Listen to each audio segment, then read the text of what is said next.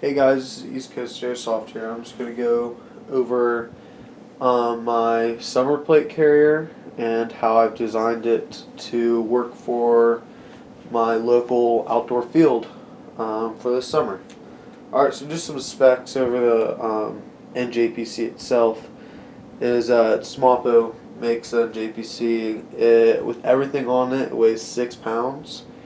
And if you're looking forward to buy one new, they're $243 off Semapo's website, but you can easily find them used from people on like DT6 forums and all types of groups like that. Facebook groups are great for this type of stuff, and you get them for under $200, which I actually traded a different piece of kit for this. So and this is basically brand new, anyways.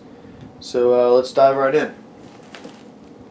So up front, I'm running a jumbo American flag on the Velcro, and then I'm running a dry erase marker and a Sharpie, notepad, and a field map of my local field. It's a huge outdoor field, so it's important to have a map, especially if you're in leadership roles or anything. And then, so up front, basically the main difference between an NJPC and a normal like normal JPC, is the front flaps right here. That's your main difference. So in these flaps, I just hold two just Elite Force mags, one underneath each flap, and then right here I have this flap tucked in for a ready mag, which has a mag pull on the Elite Force mag. And then right below that I have a carabiner for either my gloves after the game or any objectives that I come across mid-game. Then going right here, we have a Semapo Cry Style 5.56 pouch, and this holds one K120. It says you can fit, I'm pretty sure you can fit 2 mags in here, but I think it looks fine with 1. I think 2 would really be sticking out pretty bulky. If you would go prone, you end up with a bruise on your side. Right behind that, in a Cry emitter, I have my Baofeng radio, and I don't have a push-to-talk right now to go to my headset. And I'm ordering that soon, probably ball cap mod it, put it right here. But I just listen to my radio for now, or I just don't use it at all. The Baofengs are a great radio, by the way. Probably one of the best on the civilian market, besides like your really expensive ones. This is definitely a really good buy. Then I have a Semapo Gear NVG pouch. Does not hold NVGs for me. I use this almost as like another general purpose pouch. But for Milsim games and for my local field, I use this for my bandages and a couple other things. So let's dive into that. I have 2 ace bandages here that are required in order to be medic. So this, I guess you could say this is like a my medic pouch. A clip bar for the long games, and a green chem light. That's it. Clip bar, I definitely need that to keep me going on the longer games, 3.5-hour games, and the chem light is playing night games. If I come across an objective, we occupy it, maybe throw a green chem light there if I'm on green team or whatever. On the back, I'm running a Toy Soldier LBT Hydro. It's an insulated one. I'm not going to be running a Hydro bladder in here, just because they get really heavy and I'm going through the North Georgia mountains.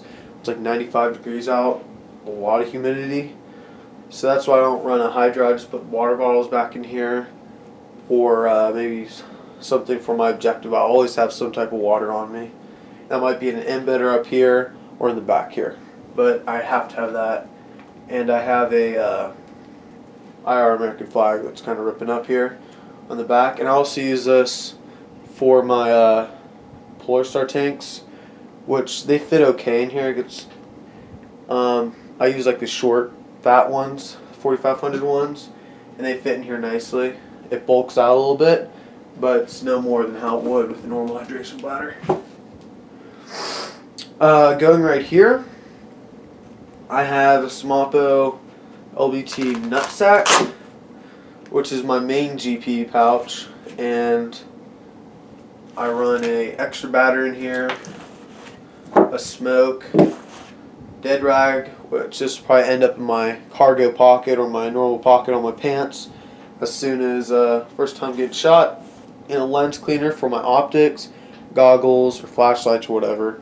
Have that in there too. That's just a good idea to have because fog up on the field, you really need something, which my goggles, my Balkan goggles, they really don't have a fogging problem, so all I need to do is maybe just wipe those off every now and then, and I'm good. So I don't need anti-fog solution or anything. And then right here I just have a green chem light for looks and just to mark me as green team because I normally play green team for ops. Okay, so let me go over why I chose a JPC type plate carrier. I chose this plate carrier specifically because I've ran across JPC in the past and I loved it. That was my favorite plate carrier still to this day. And also I love seal gear, so I love AOR1 and I love then JPC setup with the flaps up here. I just love the way it looks. Yeah, and of course this is a pretty light plate carrier compared to my 6094s and everything. And now you're wondering, well, 95 degrees heat should be running a chest rig. I own a Blue Force Gear chest rig, which is great, which I'll run to time, but I'm just not a fan of having to carry like another backpack that also has straps across my chest for hydration. So it's kind of hard to put bottles on there too. So this is kind of all in one place, all on me. And if you wear a plate carrier correctly, then it should be comfortable. I just run this with, just your plastic plates, which they fit fine and everything. This is a medium plate bag, and I wore a large in my Cry JPC, so this is a little smaller. And for your bigger guys, you got to be careful in buying this because they don't have a large. And it's definitely smaller than a large plate bag. So it's probably a medium. And if you're a small guy, this should fit you. If you're on a small plate carrier, unless you're super skinny, then this will work for you. And the quality is great, by the way. Semapo did this great again. The nice feeling straps feel exactly like my Cry JPC. Breathes fine. The quality is great. No tearing or anything. And AOR1's excellent too. Compares great to all my real AOR1 pouches. So my plans for this plate carrier, I plan on getting a Hunt multicam Crydro on the back. I like the way the multicam looks with the AOR1.